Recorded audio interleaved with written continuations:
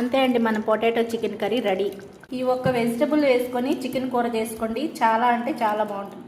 ఈ ఒక్క కుక్కర్లో ఆయిల్ వేసుకుని ఆయిల్ వేడైన తర్వాత ఆల్ స్పైసెస్ వేసుకోండి.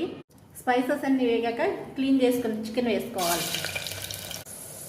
ఫ్రై చేసిన చికెన్లో అల్లం వెల్లుల్లి పేస్ట్ వేసుకోవాలి. ఇది పచ్చివాసన లేకుండా బాగా వేయించేసుకోవాలి. ఈ చికెన్ని నేను బంగాళదుంప కాంబినేషన్తో చేసుకుంటున్నాను. మీ దగ్గర ఏ వెజిటబుల్స్ ఉన్నా కూడా చేసుకోవచ్చు. చికెన్ ఈ విధంగా ఫ్రై అయిన తర్వాత కారం, పసుపు, ఉప్పు వేసుకోవాలి. ఇది హై ఫ్లేమ్లో పెట్టుకొని చేసుకోవాలి. ఇది కూడా పచ్చివాసన పోయిన తర్వాత కట్ చేసి పెట్టుకున్న ఉల్లిపాయలు, కట్ చేసి పెట్టుకున్న టమాటా ముక్కలు, కొత్తిమీర, పచ్చిమిరపకాయలు, ఓ పెద్ద పొటాటో వేసుకోవాలి. వేసుకుంటే చికెన్ అనేది చాలా బాగుంటుంది. అటు వెజిటేబుల్స్ తిన్నట్టుంటుంది, చికెన్ తిన్నట్టుంటుంది.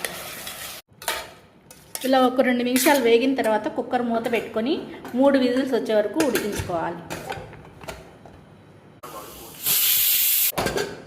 ఇదంతా పోయిన తర్వాత చూస్తే ఈ విధంగా ఉంటుంది.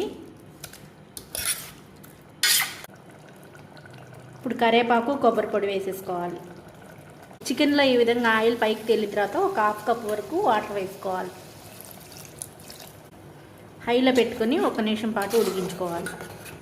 గ్రేవీ అవసరం లేదనుకునే వాళ్ళు స్కిప్ చేసేయచ్చు వాటర్ అనేది. నాకు కొంచెం గ్రేవీ కావాలని ఈ విధంగా చేసుకున్నాను.